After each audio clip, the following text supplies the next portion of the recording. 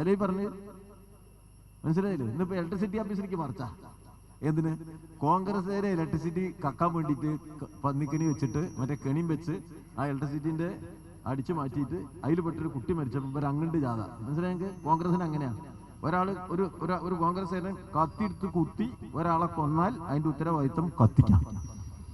ലോക ചരിത്രത്തിൽ അങ്ങനെ ഒരാളെ കേട്ടിട്ടുണ്ടെങ്കിൽ കത്തിയെടുത്തിട്ട് കുത്തിയതിന്റെ ശേഷം ആള് മരിച്ചാൽ അതിന്റെ ഉത്തരവാദിത്വം കത്തിക്കാണ് എന്ന് പറയുന്ന ആ അതിബുദ്ധിമാന്റെ പേരാണ് VD സതീശൻ, കോൺഗ്രസ്. മനസ്സിലായോ? ആ ബുദ്ധി പോക്കറ്റിലിട്ടാ മതി എന്ന് മാത്രമാണ് വളരെ വിനയപൂർവ്വം എനിക്ക് അവരോട് പറയുന്നത്. ഈ വിദ്വാന്മാരെ അങ്ങോട്ട് പോവുക ഇലക്ട്രിസിറ്റി ഓഫീസിലേക്ക്. ഇതിന്റെ പേരിൽ കേസ് ആരുടെ പേരില്ല കേസ്? കോൺഗ്രസിന്റെ പേര്, കോൺഗ്രസിന്റെ അവരുടെ പേരിലല്ലേ കേസ് അവിടെയാ. എന്നിട്ട് അങ്ങോട്ട് മറിച്ചു. ലോക ചരിത്രത്തിൽ ഇങ്ങനെ മലർന്ന് കടന്ന് തുപ്പി ആഹ്ലാദിക്കുക. അതാണ് ഈ കോൺഗ്രസ് ഇപ്പൊ ചെയ്യുന്നത്. നമ്മുടെ നാടിനെ സംബന്ധിച്ചിടത്തോളം അപകടകരമായ രാഷ്ട്രീയം അത്. ഈ പ്രചരിപ്പിക്കാൻ അവർക്ക് പല സംവിധാനം ഉണ്ടാവും. ഇപ്പോൾ മാധ്യമങ്ങളൊക്കെ ഇവരെ സഹായിക്കും, ധാരാളം സഹായിച്ചു കൊടുക്കുന്നുണ്ട്. ഈ ഇപ്പം കോൺഗ്രസിനെ ഈ അപകടക്കണിയിൽ നിന്ന് രക്ഷിക്കാൻ വേണ്ടി ഇന്നലെ വൈകുന്നേരമൊക്കെ എന്തൊരു ബുദ്ധിമുട്ടായിരുന്നു. നമ്മൾ 9 മണി ചർച്ചക്കാരുണ്ടല്ലോ, കഷ്ടപ്പെടുകയാണ് എങ്ങനെയെങ്കിലും ഈ കോൺഗ്രസ്സുകാരൊന്ന് ഊരി കിട്ടണം. കാരണം മിഞ്ഞാന്ന് ഈ കൊടിയും പിടിച്ചു പോയവര് ഇവർ വിചാരിച്ചത് എന്താ വെച്ചാലേ ആളെ പിടിക്കില്ലെന്നാണ്.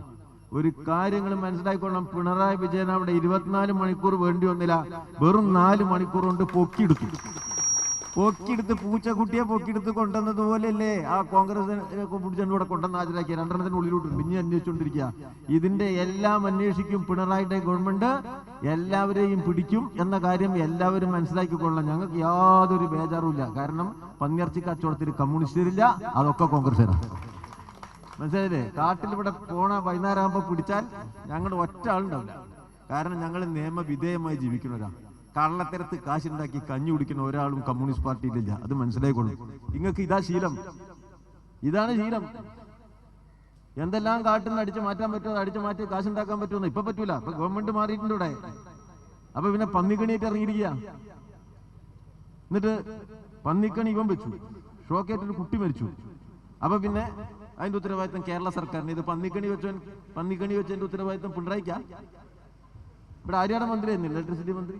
ആര്യാടന്റെ മകനല്ലേ ഇവിടെ സ്ഥാനാർത്ഥി? ആര്യാടന്റെ കാലത്ത് എത്ര ആക്കും ഇവിടെ ഇലക്ട്രിസിറ്റി ഷോക്ക് അടിച്ച് മരിച്ചൂടെ? ഒരുപാട് ആക്ക് മരിച്ചില്ലേ? ചാവക്കാട്ട് മരിച്ചു, അച്ഛനും മകനും മരിച്ചു. അപ്പൊ അന്ന് ഇവിടെ കോൺഗ്രസ്സുകാർ കൂട്ടിയിട്ടോ? ആര്യാടന്റെ കാലത്ത് ഷോക്ക് അടിച്ച് മരിച്ചപ്പോ കോൺഗ്രസ്സുകാർ റോട്ടിലേക്ക് പോയോ?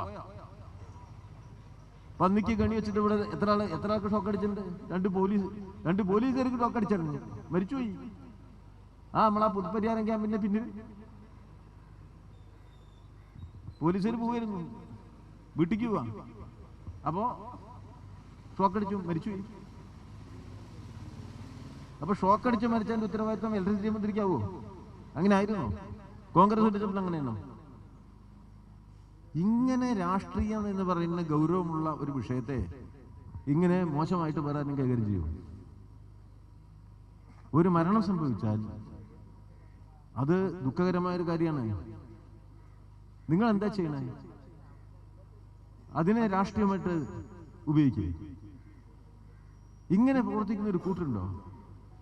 ആശുപത്രിക്കുള്ള വഴിയിൽ ആരെങ്കിലും വഴിയടയോ?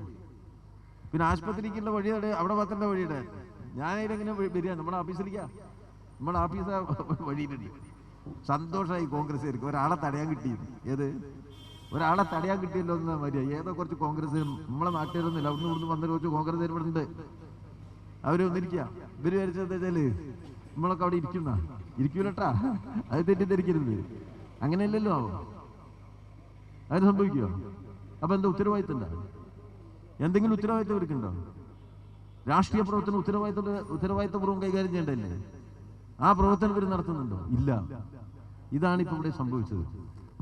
രാഷ്ട്രീയ മുതലെടുപ്പാണ് ഏത് വിഷയത്തിലും കോൺഗ്രസിന്റെ ലക്ഷ്യം. ആ രാഷ്ട്രീയ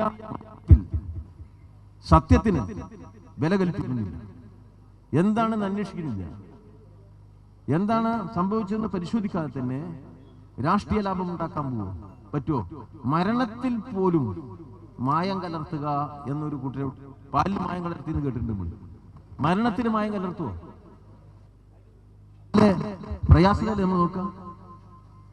എത്ര നീചമായ പ്രവർത്തനമാണ് നടത്തുന്നത്. ആ പ്രവർത്തനം ഇവിടെ കോൺഗ്രസ് നടത്തണം. ഒരു തെരഞ്ഞെടുപ്പിന്റെ മുന്നിൽ സാധാരണഗതിയിൽ ഉന്നതമായ രാഷ്ട്രീയം നമ്മളെല്ലാം സംസാരിക്കും. ഞങ്ങളെല്ലാം ഈ തെരഞ്ഞെടുപ്പ് രംഗത്തുണ്ട്.